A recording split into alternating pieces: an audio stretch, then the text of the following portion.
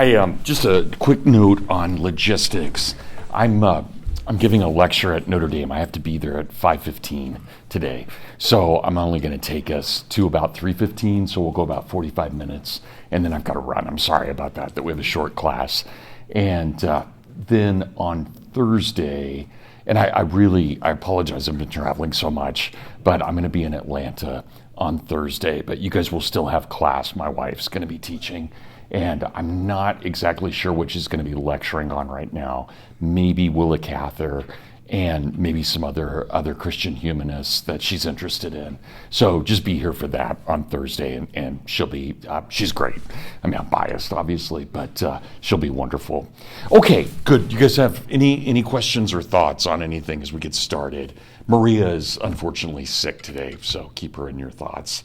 I know something's going around, right? The poor Pongrassics have it really bad, but okay, good. Well, let's get started then with, I had asked you guys for one last time to bring the Abolition of Man today, and I want to just go through what Lewis's argument is at the end. So we've already talked quite a bit about what he's trying to do with the idea of the abolition of man. And remember that in his view, which is a deeply Socratic and deeply Platonic and Aristotelian understanding, he's thinking about the human person and what the human person is, and the breaking down of the human person into intellect and rationality, into reason and spirit, and into animal lust and passions.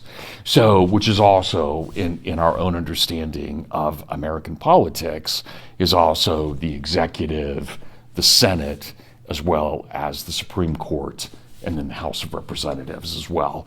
Right, so that's very much why we have that tripartite system in which it intermixes. And as we've talked about just a little bit, it also reflects the Trinity in some way as well. When we think about God the Father, God the Son, and God the Holy Spirit too. So this kind of idea of three is prevalent throughout Western civilization, not just in Christianity, but in paganism as well.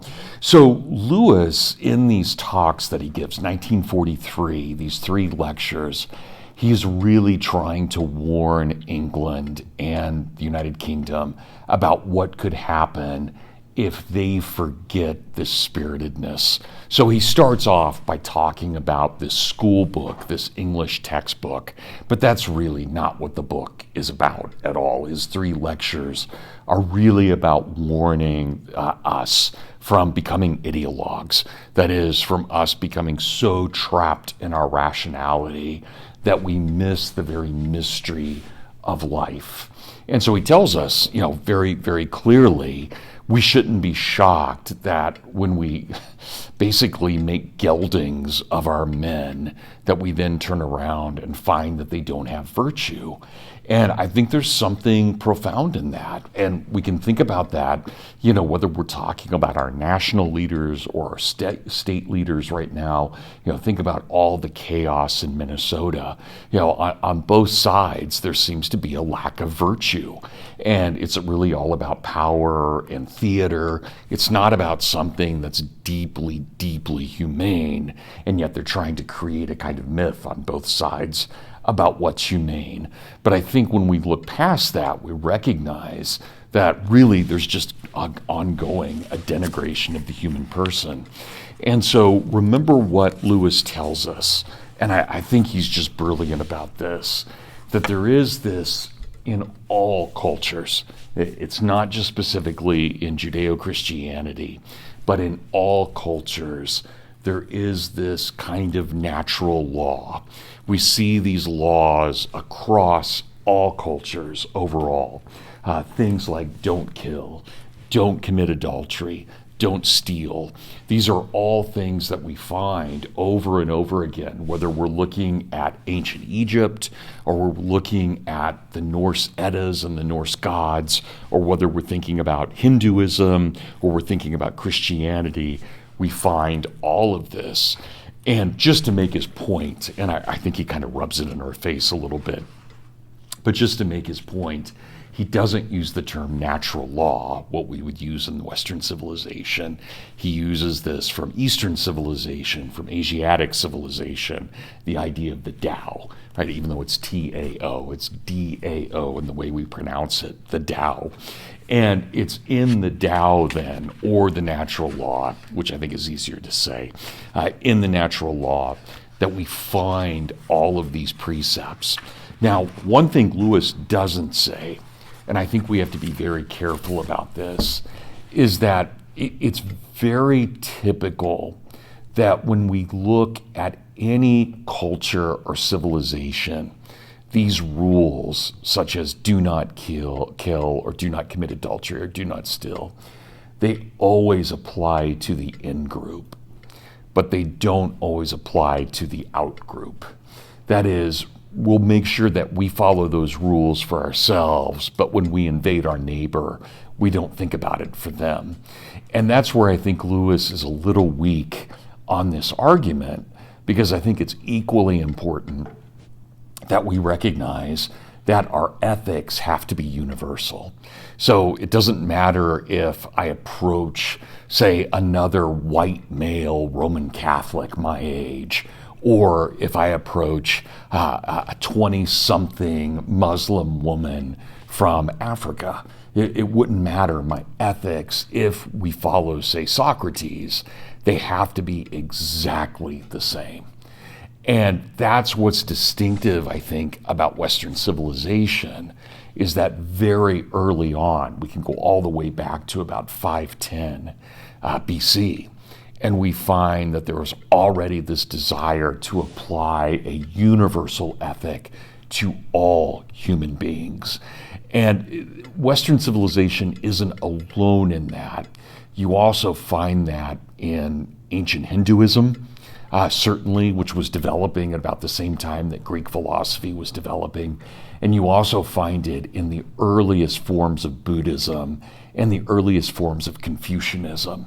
So I don't want to suggest that it's only in Western civilization that we have a universal ethic, but I do think that Socrates, and I'm no expert on Asiatic religions, but certainly from my reading of Socrates, we find it wholeheartedly in the Western tradition that our ethic must be universal, must apply to all men and all women. And so, as I've had a chance to say here and elsewhere, I think it's absolutely critical, and it doesn't matter what we are in terms of our own identity, but it's absolutely critical in the world that we have Christianity, which brings a certain fundamental level of goodness. It brings a certain fundamental level of dignity and of rights and of equality. It brings all of those things. And then politically, we can jump to the Declaration of Independence and say that it's doing what religion had done, but now taking it into the political realm. And, it wouldn't matter if we're coming out of Asiatic culture or African culture, we still owe so much to Christianity and to the Declaration for putting those things right in front of us. And so there is a universal ethic. And I think, and you guys can disagree with me on this, but I think Lewis is pointing towards it, but by focusing so much in that final appendix on these various cultures, it seems like they're particular manifestations rather than universal manifestations. And I think that's where we have to be a little bit careful. And I would be more radical than Lewis is being about this, especially when we think about the Socratic ethic and what's going on in Western civilization. But remember what Lewis says. He tells us that what is an ideology? And this is on page 44 of the copy I have, that when we look at an ideology, what is it? It's a ripping out of the Tao, out of the natural law, a truth, but not a truth comparable to other truths, but a truth that is taken out of context, and so it becomes a lie. And it's not that that thing is necessarily false. It's that in its isolation, it tells us an untrue thing. So as we talked about, think about the idea of communism. We should love our community. That's absolutely true. But if we love our community at the expense of every other aspect of who and what we are, we've denigrated ourselves as human beings, and we've denigrated humanity. So it is a truth we should love our community, but we should also love the individual, and we should love excellences, and we should love God, and all of those things. So it's not enough to take one truth, but to recognize that there is this deep mystery. And again, think about Christianity. And obviously, I'm coming from that perspective, so I have a bit of a confirmation bias when it comes to Christianity. But, think about St. Paul, who is reiterating what had been decided at the Council of Jerusalem. There is neither male nor female. There is neither Greek nor Jew. There is neither slave nor free, but all one in Christ Jesus. And that's a powerful statement where we recognize that individualism still really matters. Paul's not dismissing that we might be a Gentile. He's not dismissing that at all. He's saying that even with our particular manifestation of being a Gentile, we still can be one in Christ Jesus. And I think that's where Christianity really does an excellent job at maintaining what is particularly true with what is universally true. And that's very hard in society to do that. We almost all tend towards particular truths and forget universal truths, especially in our anger and our passions. We forget those things. But, again, imagine the Declaration of Independence. All men are created equal, endowed by their Creator with certain inalienable rights. Among these are life, liberty, and the pursuit of happiness. That's not all there are. There are other rights as well that have not been stated, but we know at minimum that there is life, liberty, and the pursuit of happiness. And think about how utterly different that is from, say, a Karl Marx, who tells us that all of our being is tied to economics and material truth. Jefferson says, well, no, we know these basic things, that we're created equal and that we have the right to life, liberty, and the pursuit of happiness. From there, you go off in whatever direction you want to go off. That's totally up to you. So notice what the Declaration, along with Christianity, what they do is they perfectly balance the universal and the particular. They don't privilege one over the other, but they recognize both of those things are true. And so that means that when we look at one another, we may see the universal truth of God being within each of us, but then we recognize that we're each a unique manifestation of God's love as well. And so that's the balance that we're trying, especially as Christian humanists, we're trying to strive for. So on page 64, where we hadn't gotten yet, in Abolition of Man, look down at the bottom of that page. It is not that they are bad men, those men who step outside of the natural law. They are not men at all. Stepping outside the Tao, they have stepped into the void. Nor are their subjects necessarily unhappy men. They are not men at all. They are artifacts, right? They've been created in some way. They're no longer natural. They're no longer part of God's creation, but they've been created. Man's final conquest has proved to be the abolition of man. And this is going to be hugely important for your generation. And I hope you guys realize that. I mean, the fact that you could go into a birthing clinic with genetic alteration and choose that your son or daughter, which you'll be able to choose, has blue eyes or green eyes or brown eyes or blonde hair or is brunette or is a cross-country runner or is a tennis player, you're going to be able to select for all of that in the near future. And that, to me, is just utterly creepy. But notice what's happening with that kind, and parts of it are good. What if we could genetically prevent someone from getting cancer at age 40? right? That, if we can select genes for that, that's a positive. But if we're going in and creating designer babies, that's awkward. That's troubling. And so that's what Lewis is getting at here. He's already thinking in the term that would have been used, that we don't use it very much anymore, is eugenics, selective breeding. And of course, at the time that Lewis is writing this in 1943, the greatest selective breeding was going on among the Nazis, where they were trying to promote the Germanic peoples, what they very mistakenly called Aryan peoples, these blonde-haired, blue-eyed, very tall peoples that once would have been Vikings. That's the kind of gene that they're selecting for. They didn't have the genetics to be able to do it at a genetic level, but they could certainly do it in terms of taking this woman and this man and creating a kind of Übermensch that might come out of it, given what we might have with a mother and a father. The same kind of thing that went on in ancient Sparta, where they would mix and match what they considered to be the best intellect with the best warrior so that they could produce the best Spartan. So it's not new in civilization, but the fact that we'll be able to do it scientifically and with accuracy, really starting now. We can do it now. We just have the morality that says we shouldn't. But we're going to be able to do everything. And if my prediction is right, it seems to me that we always are queasy for about a generation about what science can do. And then after a generation, we accept that science can do it, so it must be okay. And so it's probably going to be okay for you, definitely okay for your kids to start doing genetic modification.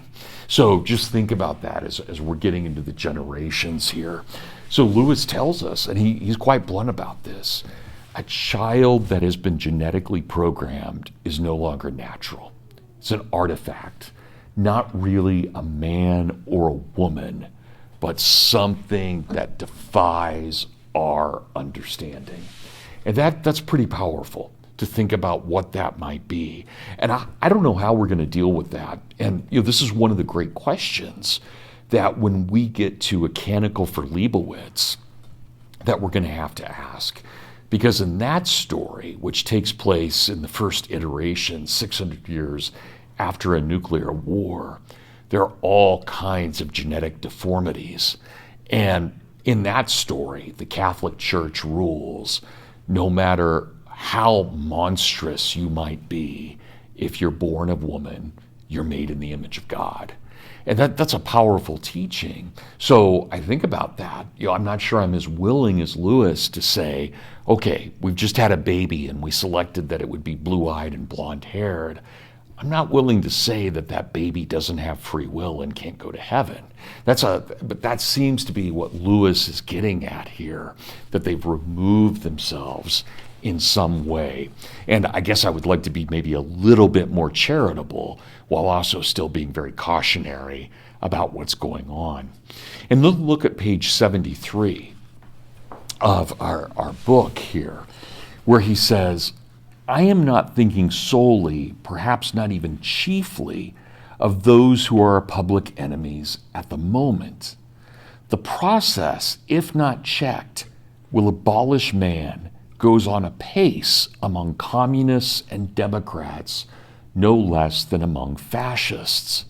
The methods may at first differ in brutality, but many a mild-eyed scientist in a pince-nez, many a popular dramatist, many an amateur philosopher in our midst means in the long run just the same as the Nazi rulers of Germany.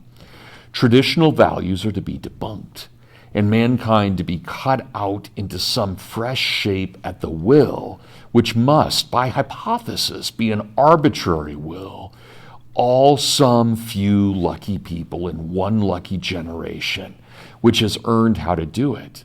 The belief that we can invent ideologies at pleasure and the consequent treatment of mankind as specimens, preparations, begins to affect our very language.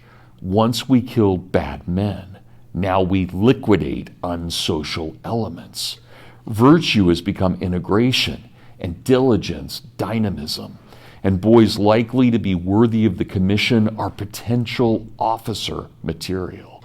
Most wonderful of all, the virtues of thrift and temperance, even of ordinary intelligence, are sales resistance. Right, so there, and notice what Lewis is doing, and I think this is where he's a genius. And, again, if we had my great friend Yvonne Pongrasic in here right now giving us an economic viewpoint, he might bristle at some of this. But notice what Lewis is saying. The Nazis, the communists, and the capitalists are all committing the same sin. They all see us as material beings and not as spiritual beings. And therefore, it doesn't matter if it's Marxism that's moving us very quickly or capitalism that's moving us very slowly. We're still moving towards the abolition of man, whether it's a commercial society or a tyrannical society. And that's what he's really worried about. And, it's hard for me, and I would consider myself a pretty hardcore libertarian. But when you look at the sheer power that our social media companies have now, or our major businesses, they're determining a lot about our society at this moment. And so I'm not quite sure it's enough to be anti-big government as much as it is to be anti-big organization, whatever that organization may be. I don't know what to think about that, and I just throw that out on the table. It's something I have to wrestle with, because my instinct is always to oppose government and to think corporations are okay. But I think Lewis brings up a good point. We might need to be wary of both. We might need to recognize that they're both interested not in the common good of humanity, but in whatever pursuit, either of profit or ideology, that they believe in. And that's a hard thing, I think, for any of us to reconcile, especially for those of us who aren't leftists. Okay, well, do you guys have any comments or questions about Abolition of Man? Any final thoughts on what Lewis is trying to do here? Do you guys feel like you grasp what he was getting at? So I think the first time through it's a little bit hard. I've read it so many times now, and I first read it in college. So I've been reading it for close to 40 years. So it's something that I've just digested. But I assume for most of you guys it was probably the first time to go through it, even though you may be familiar with the argument. So, okay, everybody okay with it? All right, good. Well, let me turn then to something else for our last 20 plus minutes of class. And this is what I was starting to get into last week, but didn't take it very far. And that is, I want us for a moment, we talked quite a bit about modernity and what modernity is and what post-modernity is. But I also want us to think about what Lewis is saying here with ideology. And I really do think our best definition of ideology is Lewis's idea that it is a truth exploded to madness, right? Taken out of context and exploded to madness. But I also sent you guys, and if you had a chance to look at it, great. If not, no problem either. But I sent you guys Russell Kirk's little short essay on the errors of ideology. And I think he makes an equally valid point that's very similar to what Lewis said, but he takes it a little bit further than Lewis did. And of course, we can say that Kirk has an extra, basically 35, 40 years on Lewis. So whereas Lewis is writing during World War II, Kirk is writing 3 decades later during the Cold War. But he too is really concerned with this idea of ideology. And as he shows, and he can show this historically, all ideology has led to just brutal, absolutely brutal bloodshed. And I'll get to that in just a second. But we've never, ever seen numbers like what we've seen in terms of what's going on with what ideologies are doing to their own people. But remember Kirk's main argument, that's an effect of ideology, that we have all of this bloodshed. But Kirk's main argument, and this is what I think is genius on his part, is that all of ideology, and he takes this from a thinker named Eric Voegelin, but all of ideology is a heresy.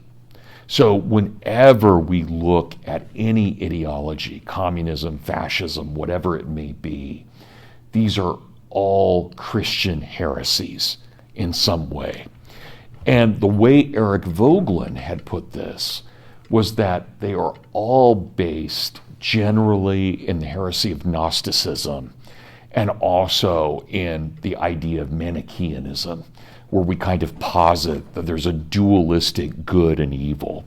That is, and of course that's a heresy for us as Christians. You know, in Christianity, the devil is a creature. He's not equal to God.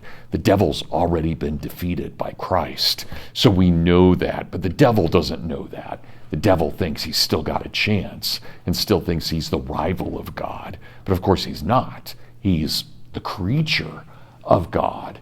And so good and evil are in no way equal and opposite in Christianity.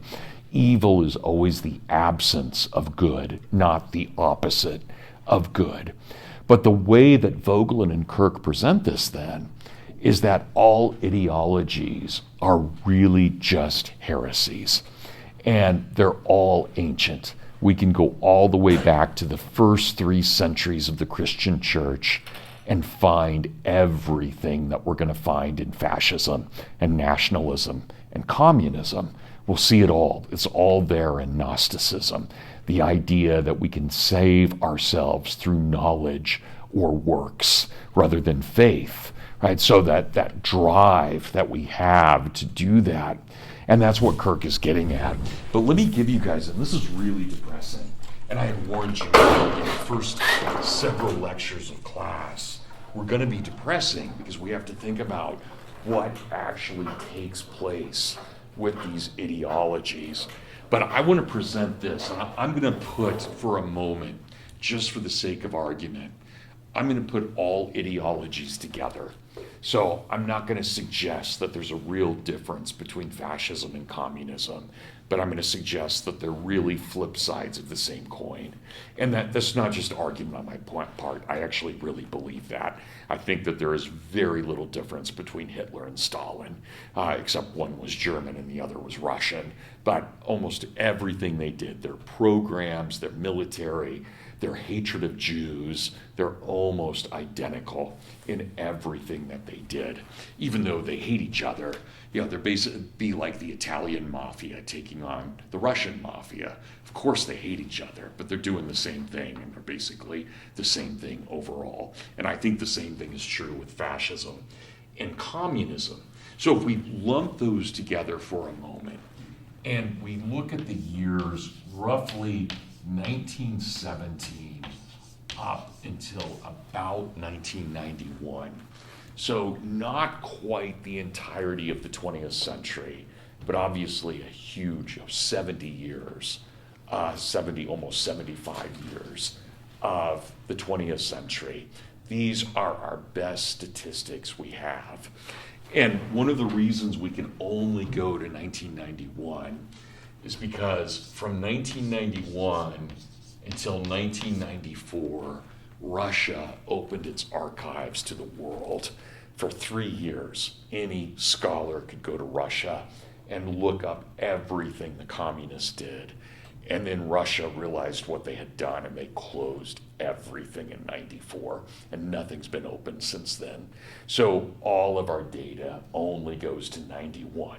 That's as far as it goes. And so when we look at what's happening in the 20th century, and this is horribly shocking and it's so shocking that I don't really think our individual imaginations are capable of understanding it.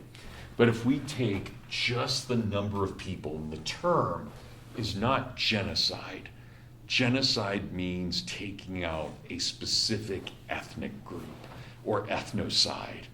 What scholars call this is democide, just the killing of people. And so if we take all together the numbers of deaths, that is, People who are murdered by their own governments. This is not soldiers in warfare. This is a government going after its own civilians, right? Do you guys, that clear for everybody? We're not talking about warfare here. We're talking about the Holocaust camps in Germany, or the Gulag in Russia, or China, or Cambodia. The numbers are, just in this 74-year period, the numbers are that they wiped out 205 million people. Now, just think about that. 205 million people. We can't even get our mind around it. That's an execution in the 20th century about every 44 seconds. So in this time period, every 44 seconds, someone's getting a bullet in the back of their head, or they're being shoved into a gas chamber. And I want you to just put this in perspective for a moment. Right now in America, I didn't look it up today, but right now, we're somewhere around 339 to 340 million people. What this means is that if we were to apply this to the United States, about 2 out of every 3 Americans would just disappear. That's the kind of population we're talking about the numbers who were killed in the 20th century. We have never, in the whole history of the world, we have never seen anything like this. In fact, if we take the numbers from the very beginning of history all the way up until 1917, we think about 140 million people had been killed by their own governments. Now, this is where we have to ask, all right, what happened? Why is the 20th century so utterly brutal? Well, I think there are 2 reasons. Number one, we have ideology, and ideology has only existed in the world since the French Revolution. And ideology, again, even a benign ideology, is always a denigration of the human person. It will always result in that because it doesn't take our wholeness, it takes our particulars and exaggerates them. But the other thing, and I think this should be obvious, the other thing is technology. Imagine in a pre-1917 world or a pre-Middle Ages world, you're running around killing people with spears and swords. That's incredibly inefficient. Think about in the 20th century, you've got machine guns and atomic weaponry. You have gas ovens where you can put 300 Jews at a time in an oven and kill them within a few minutes. We have gotten so good at massacring people. Now, a lot of those people still just got bullets in the back of the head, but it's more than that as well. And it's absolutely crazy. So remember, this number here is all of recorded history up to 1917.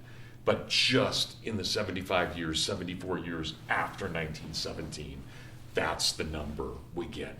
Again, 2/3 of what the United States population is overall. So let me give you a contrasting number here. In that same time period, 1917 to 1971, 50 million people were killed in battle.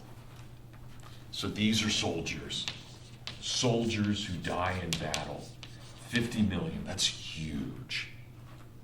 But it's nothing compared to people being murdered by their government.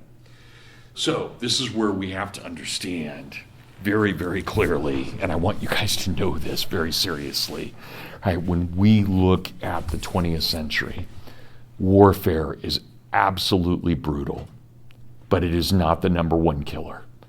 The number one killer of people in the 20th century are governments.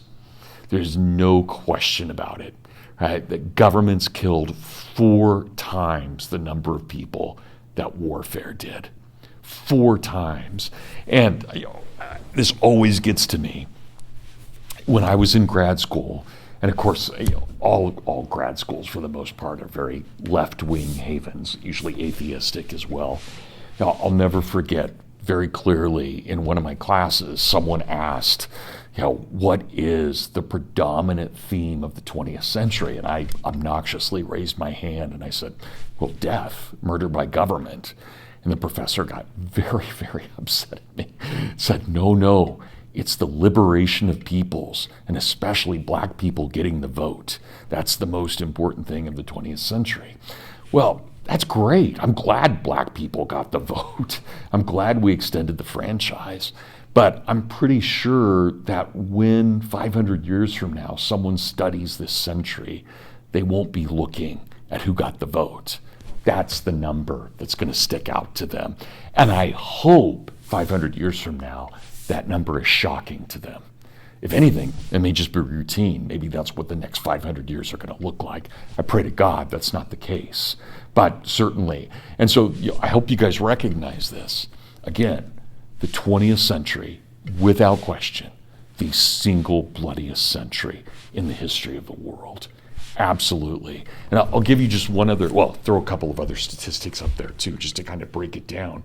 But just keep this in mind. Especially, again, we're at a Christian school. I assume we're all coming from some form of Christianity. But think about in the early church, from Pentecost all the way up until the Edict of Milan in 313. Huge numbers of Christians are martyred. Absolutely huge numbers. And it's a truism when we say things like the blood of the martyrs is what built the church. Well, if we take the 20th century into account, 65% of all Christian martyrdoms took place in the 20th century. So even much greater than the early church. So that, and I told you guys this is depressing, but this is something we have to wrestle with. And Christian humanism always arises in opposition to what's happening in the world.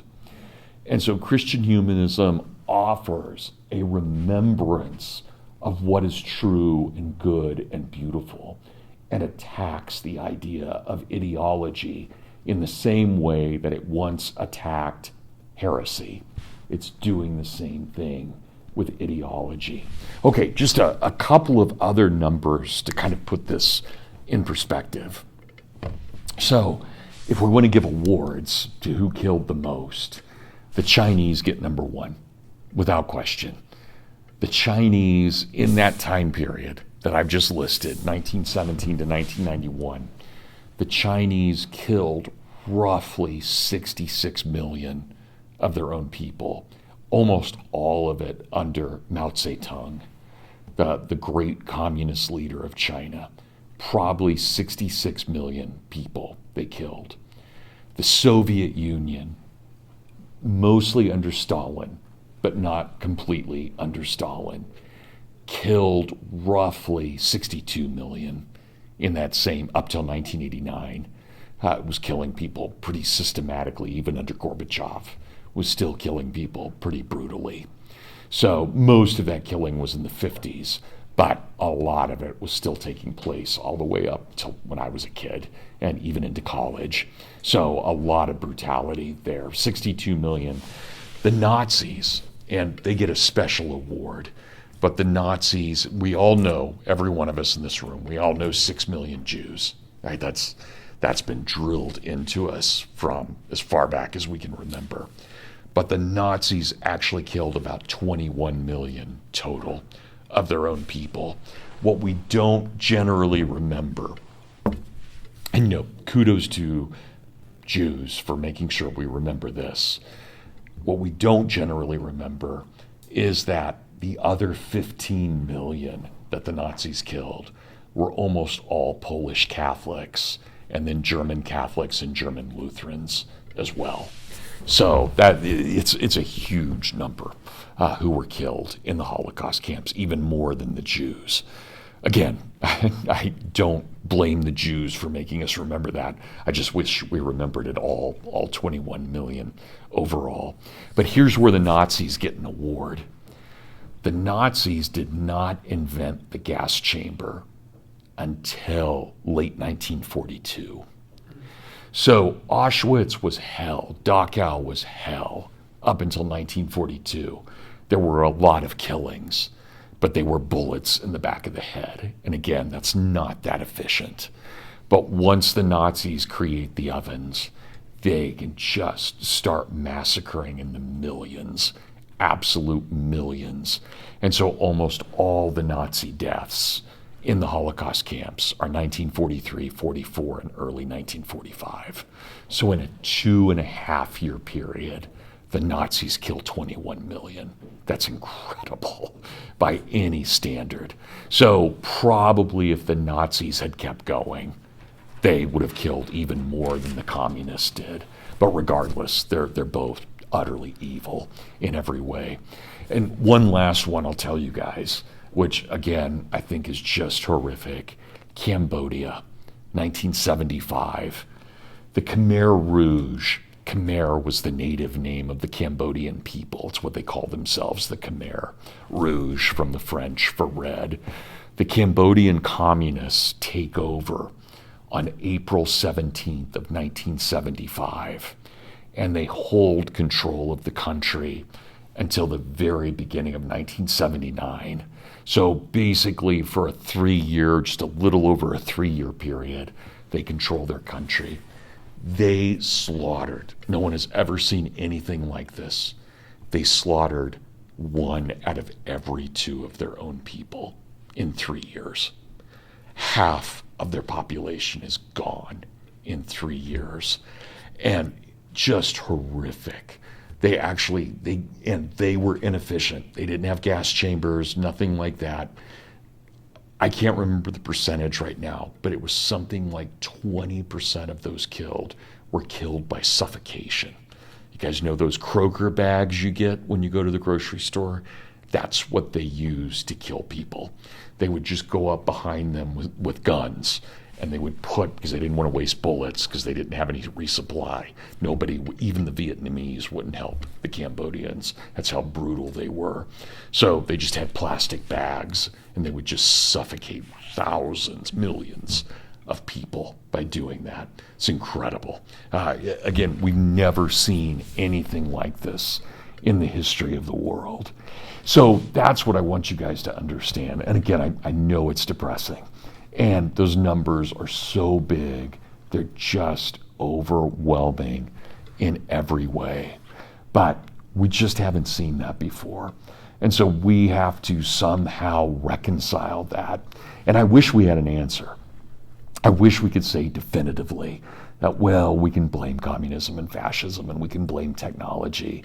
But clearly something went really askew in terms of how we understand one another. So, I can understand when people say things like Western civilization is really messed up, but it's really only messed up in the recent years. When we look back to Socrates or we look back to Cicero, that's deeply, deeply humane, especially compared to what we've seen in the last several years. Okay, you guys have any comments or thoughts on that? Sorry that's so brutal. It's just, especially on a winter's day, not the best thing to talk about. 2 movies I would recommend you guys if you can stomach it. One is The Killing Fields, one of the greatest movies I've ever seen. It's a history of Cambodia from 1975 to 1979. I've actually had a chance to do some academic work on the movie. When I went to Notre Dame for my undergrad, we had to write on a favorite piece of art that influenced us, and I wrote my entrance essay on The Killing Fields. So it came out in 1986, won all kinds of Academy Awards. It's brilliant. Strangely enough, and you guys can laugh at me for this, but the only other time I've seen a gulag represented for as bad as it was in Stranger Things, even though they have monsters in it. But it's if you're going to mythologize it and show monsters in the gulag, it's okay. It was pretty monstrous overall. Okay, you guys have any final comments or thoughts?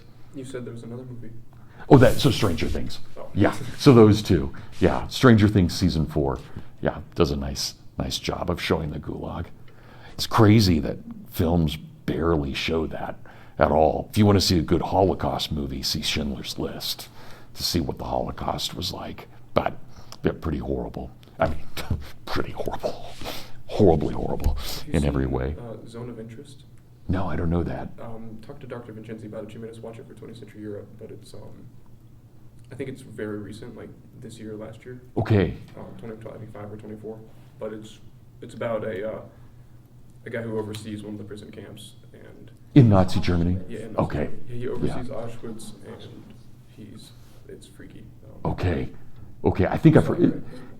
Yeah, it's about the family that like is running it. Lives So next you door, never actually, yeah. like, see like what's going on in the camps, but you can like hear everything. Like as the kids are playing outside, you can hear like screaming and gunshots, and like there's always smoke going It starts off in the raining ash distance. on the garden. That's incredible. Okay. Zones of interest. Zone of Interest. Okay. I'll check that out. Okay, guys.